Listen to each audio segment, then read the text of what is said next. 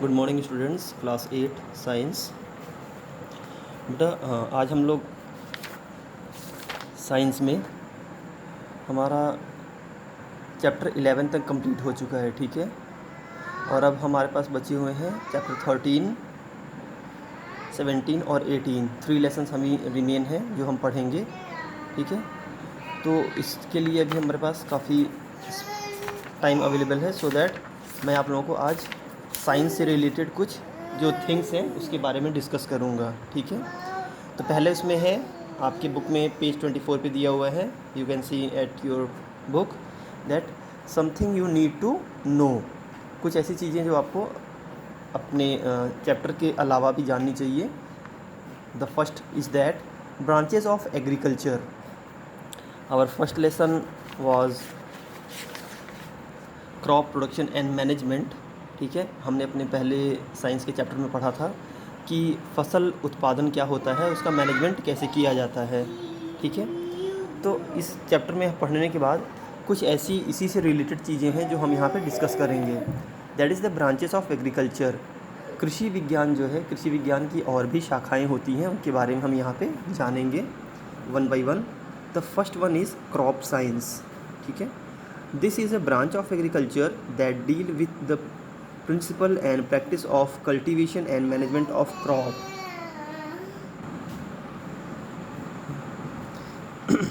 Crop science के में क्या होता है कि हम अपने फसल विज्ञान के बारे में पढ़ते हैं। तो फसलों में हमें पता है कि फसल जो है वो बेसिकली 2 टाइप्स होती हैं, रबी क्रॉप एंड खरीफ क्रॉप। तो रबी क्रॉप में क्या सीज़न होना चाहिए, कौन सी क्रॉप होनी चाहिए, किस सीज़न में हम उसको ग्रो करेंगे, ठीक है, कब उसका इरिगेशन करेंगे, कब उसमें मैन्योरिंग करेंगे, कब वीडिंग करेंगे। तो ये सारी चीज़ों के लिए अलग अलग वैरायटीज़ के लिए अलग अलग टाइमिंग डिसाइड किया जाता है। और क्योंकि इंडिया के अंदर आप देखोगे कि अलग अलग स्टेट्स में अलग अलग तरह की वेदर कंडीशन होती हैं, अलग अलग तरह की क्लाइमेट होती है, अलग अलग तरह की सॉइल होती है। तो ज़रूरी नहीं है कि जो क्रॉप है, जैसे गेहूं की क्रॉप मैं एग्जांपल दे रहा हूँ, ठीक है, गेहूं की जो क्रॉप है जो यूपी में बोई जा रही हो या जो बिहार में बोई जा रही हो, जो उड़ीसा या अन्य जगहों पे बोई जा रही हो, वही क्रॉप जो है सेम जो वैरायटी है वो पंजाब में बोई जा रही हो, क्योंकि पंजाब में जो गेहूं का प्रोडक्शन है वो सबसे ज़्यादा होता है, ठीक है। तो रीज़न इज़ दैट कि वहाँ का जो इन्वायरमेंट है, वहाँ की जो जलवायु है, वहाँ की जो सॉइल है, वहाँ का जो वाटर है, ठीक है, वो सारी चीज़ें कहीं ना कहीं प्लांट के लिए फेवरेबल होता है और उसकी प्रोडक्शन में वो हेल्प करता है, ठीक है।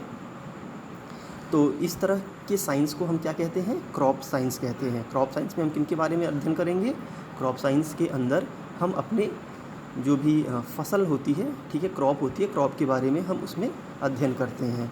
It involve breeding, propagation, maintenance and protection of crop.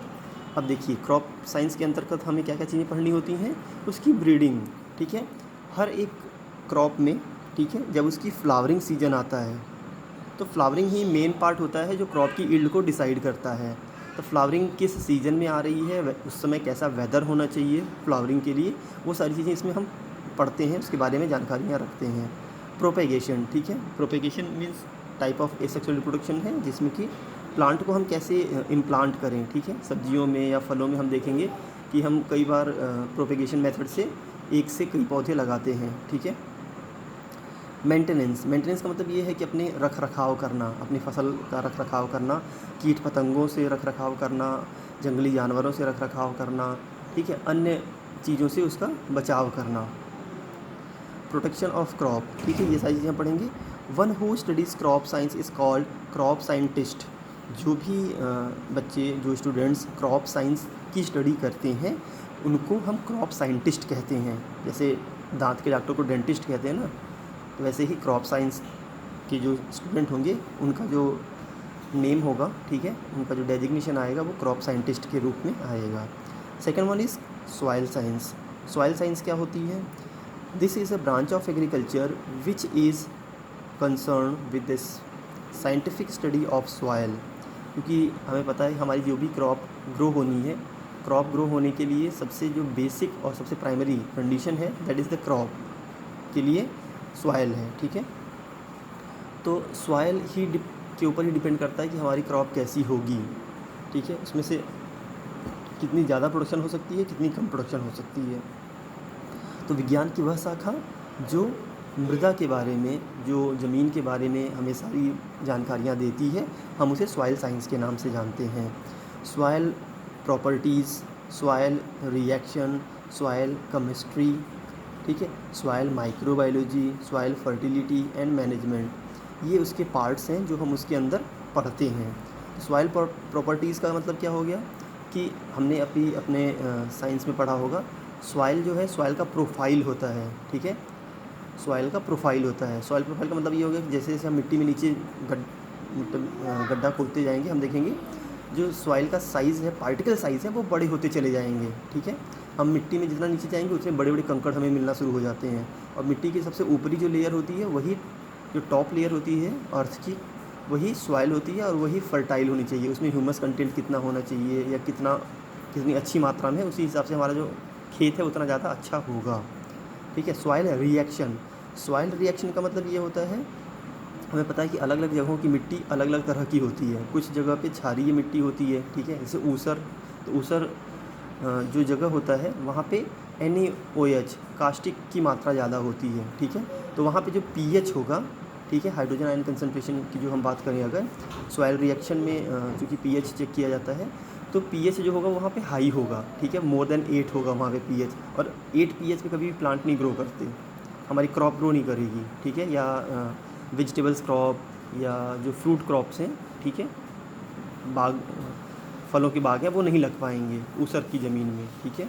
ठीक वैसे ही जो एसिडिक सॉइल होती है, ऐसी मिट्टी जहाँ पे एसिड की मात्रा ज़्यादा होती है, ठीक है, तो वैसे मिट्टियों में भी क्रॉप का प्रोडक्शन कम हो जाता है। तो सॉइल रिएक्शन में हम इन चीज़ों को देखेंगे। सॉइल केमिस्ट्री, सॉइल केमिस्ट्री का मतलब है सॉइल के अंदर फर्टिलिटी कितनी है, उसमें ह्यूमस कंटेंट कितना है, उसके अंदर ऑर्गेनिक कंपाउंड की मात्रा कितनी है, ठीक है, जैविक तत्व कितने हैं। क्योंकि हम मिट्टी ले रहे हैं, अब इसे एग्जांपल, ठीक है, रिवर है, ठीक है, नदी के किनारे क्या होता है कि सैंड, आप देखोगे जो बड़ी बड़ी नदियाँ होती हैं, जैसे गंगा नदी है, तो गंगा नदी अपने किनारे पे ढेर सारा बालू छोड़ के जाती है, ठीक है, बहुत सारा सैंड होता है वहाँ पे। तो क्या हम उस सैंड पे अपना क्रॉप ग्रो करेंगे? ठीक है, उस सैंड पे अगर हमने गेहूँ के दाने छींट दिए जी, तो अब वहाँ पे इरिगेशन ही सबसे बड़ी प्रॉब्लम आ जाएगी। जब भी हम सिंचाई करने बैठेंगे, पता चलेगा सारा पानी परकुलेट हो जाता है वहाँ पे, ठीक है। सॉइल के अंदर जो बाइंडिंग प्रॉपर्टी होती है वो वहाँ पे मिस होती है, होता ही नहीं है, ह्यूमस होता ही नहीं है उसके अंदर, ठीक है। तो ये सारी चीज़ें बताती हैं कि सॉइल केमिस्ट्री में जो सॉइल है वो किस तरह का होना चाहिए, सॉइल प्रोफाइल किस तरह का होना चाहिए, सॉइल पार्टिकल्स किस तरह के होने चाहिए जो हमारे लिए ज़्यादा बेस्ट होंगे।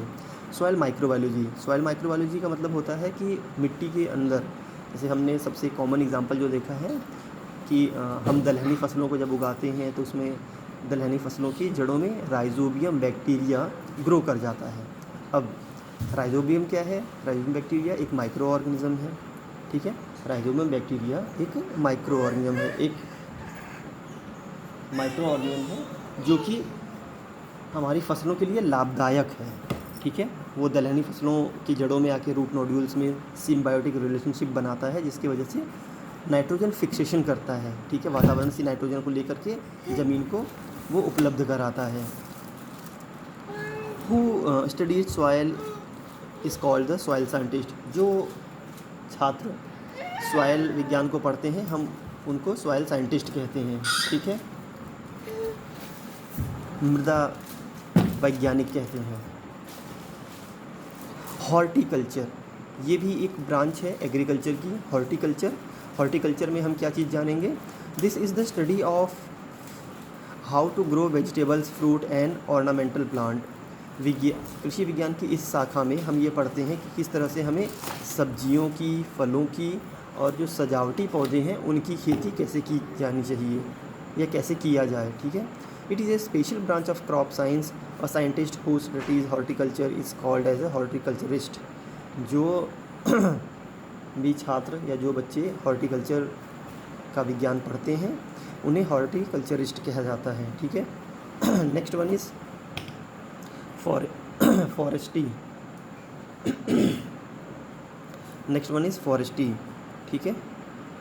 This is a branch of agriculture which deal with the management of forest resources of the benefit of man. One विज्ञान, ठीक है। वन विज्ञान क्या होता है? वन विज्ञान वो विज्ञान one we-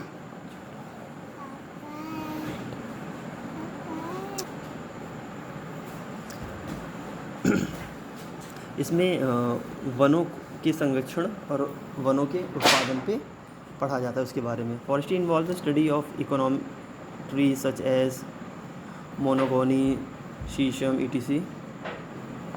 It is also involved the study of other valuable forest products or resources such as wildlife, grazing and recreation areas. तो वन विज्ञान में ये पढ़ा जाता है या इस चीज़ की पढ़ाई कराई जाती है कि वनों में पैदा होने वाले जो पौधे हैं, ठीक है, जिनसे इमारती लकड़ियाँ बनती हैं, तो उनका संरक्षण हम कैसे करें, उनकी अधिक से अधिक प्रोडक्शन कैसे की जाए, ठीक है। और उसके अलावा जो वन्य जीव हैं उनके संरक्षण के लिए, क्योंकि जैसे अगर पेड़ों की कटाई इतनी भी ज़्यादा ना हो कि सारी जो जीव हैं उनके रहने का स्थान ही ना हो, ठीक है। वनों को सुरक्षित भी रखना है।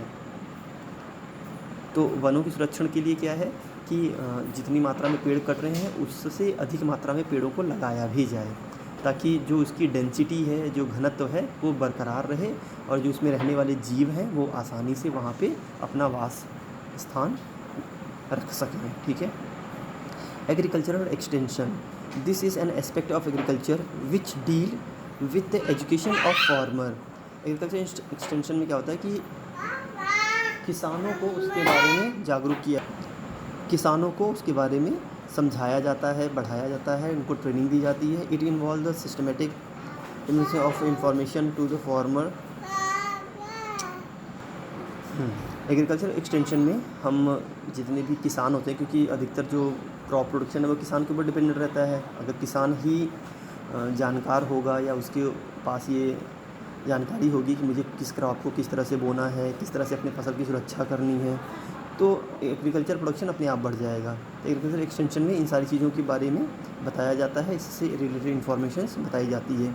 उसके अलावा जो मॉडर्न टेक्निक्स हैं फार्मिंग की, वो लोगों को बताई जाती हैं, उनके बारे में डेमो दिया जाता है कि कृषि के क्या क्या नए नए यंत्र आ रहे हैं, उनसे किस तरह से अपने समय को बचा सकते हैं, अपने खेत को अच्छा बना सकते हैं और फसलों को में अच्छी से अच्छी प्रोडक्शन ले सकते हैं।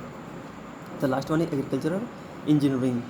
This area of agriculture is concern with the design, construction and maintenance of all the tool machine used in the farm. Agriculture engineering एक ऐसा विषय है या एक ऐसा पार्ट है ब्रांच ऑफ एग्रीकल्चर का, जिसमें एग्रीकल्चर खेती करने वाले जो औजार होते हैं, जो मशीनें होती हैं, उनके बारे में यहाँ पे पढ़ा जाता है या उनके डिज़ाइनिंग के बारे में पढ़ाया जाता है, ठीक है। तो जो बच्चे एग्रीकल्चर इंजीनियरिंग करते हैं वो कृषि में यूज़ होने वाले टूल्स और मशीनरी की डिज़ाइंस, वर्किंग प्रिंसिपल्स, उनकी इफ़ेक्टिवनेस के बारे में वो नई नई खोज करते रहते हैं, ठीक है।